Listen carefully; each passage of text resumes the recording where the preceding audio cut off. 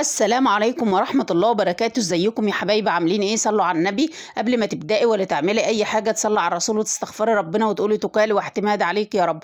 ما تنسيش تحط اللايك وتشتركي في القناة وتفعلي زر الجرس عشان يوصلكم كل جديد. انت شايفة بقى؟ بدل ما تروحي تشتريه الكيلو ب60 جنيه وب50 جنيه، لا في بيتك واعمليه. البرطمانين دول كلفوني، هي كلفة واحدة كلفوني قد ايه؟ كلفوني 70 جنيه. 7 أصناف أنا اشتريتهم كلفوني 70 جنيه. تمام تمام. دلوقتي ايه؟ جبنا حلة حطيناها على النار، نزلت بمعلقة بكوباية خل وبحوالي 3 معالق من الملح وهسيبها تغلي.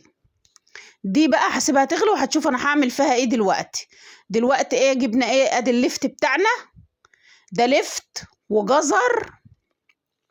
لفت جبت ب10 جنيه لفت، وب10 جنيه جزر. الكيلو اللفت ب10 جنيه، والكيلو الجزر ب10 جنيه. وجبت قرنبيط ب10 جنيه، ادي 30 جنيه. وجبت فلفل ب10 جنيه، ادي 40 جنيه. وجبت من كل حاجة كيلو على فكرة. وخيار ب10 جنيه، ادي 50 جنيه.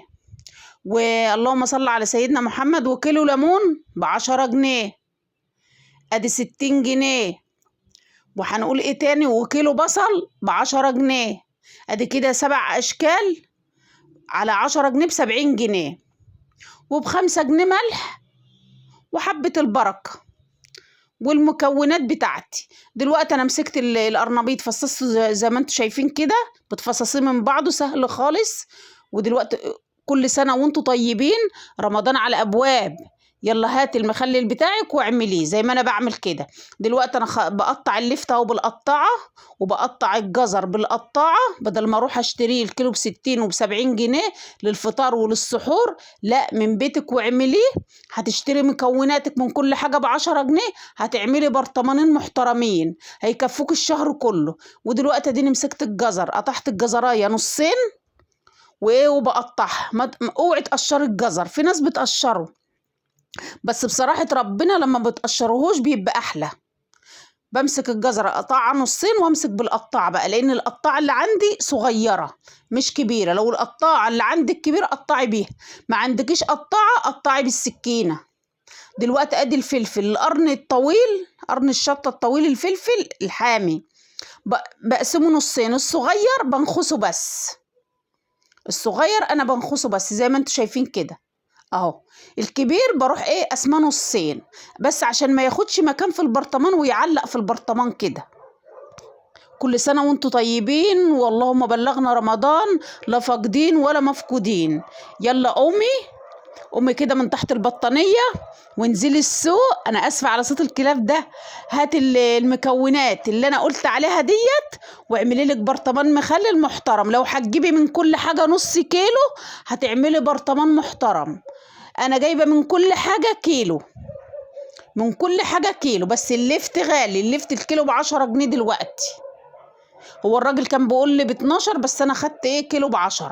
ومن كل حاجه انا جايبه كيلو بس، ما زودتش عن كده. لما يخلص ابقى اجيب غيره واعمل.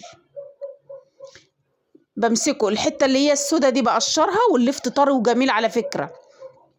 وجبت واحدة بنجر صغننة قد كده اهي، قطعتها ورميتها في وسط المخلل زي ما انتوا شايفين كده. قطعتها ورميتها في وسط المكونات اهي. معلش بقى، لو اللي عنده عيل زي ابني كده بيحب يحط ايده في كل حاجة يكتب لي في الكومنتات. وبقطعه زي ما انت شايفة. ده بقى ايه؟ المخلل بتاع تجهيزات رمضان. ما جبتش انا بقى فراخ وخزنت ولحمة وخزنت ومش عارف ايه وخزنت، لا لا لا لا. انا بعمل الحاجة اللي هي هتلزمني في رمضان، يعني نفطر منها وكده. يعني المخلل ده طبعا يعني على الطبلية اساسي، سحور وفطار. فكده كده احنا بنعمله. انا لو موجود عندي على فكرة انا ما كنتش هعمل، بس انا اللي انا كنت عاملاه معاكم قبل كده خلص. دلوقتي انا خلصت تقطيع، كانت المية غليت. رحت ايه؟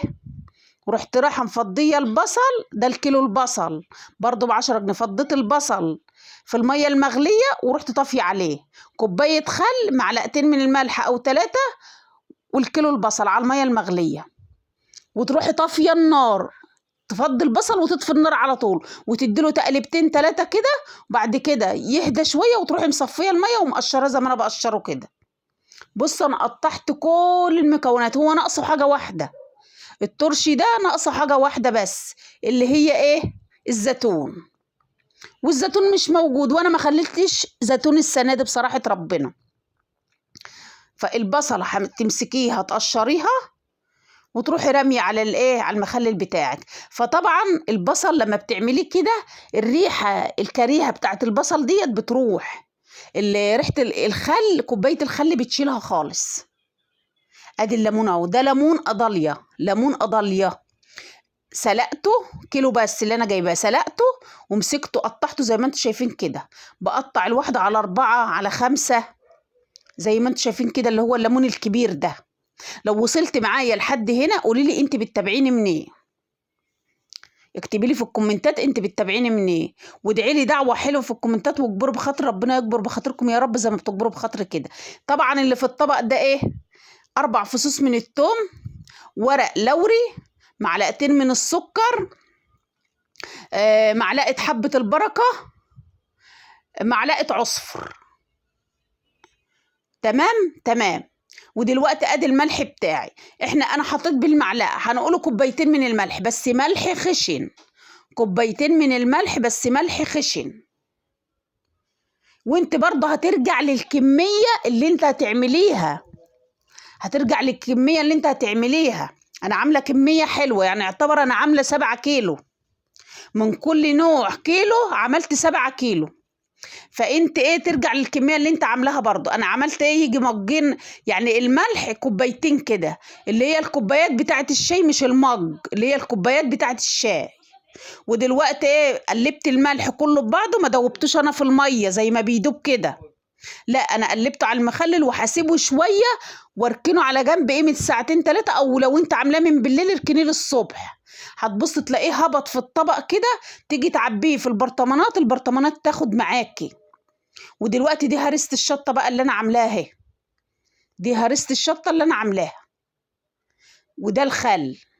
بصوا بقى، انا نزلت بكوبايه من الخل، البرطمان ده مكان هرسة شطه، رحت نازله بكوبايه من الخل، ده كوبايه من الخل، ما تحطيش خل اكتر من كده عشان ما يتهرش منك.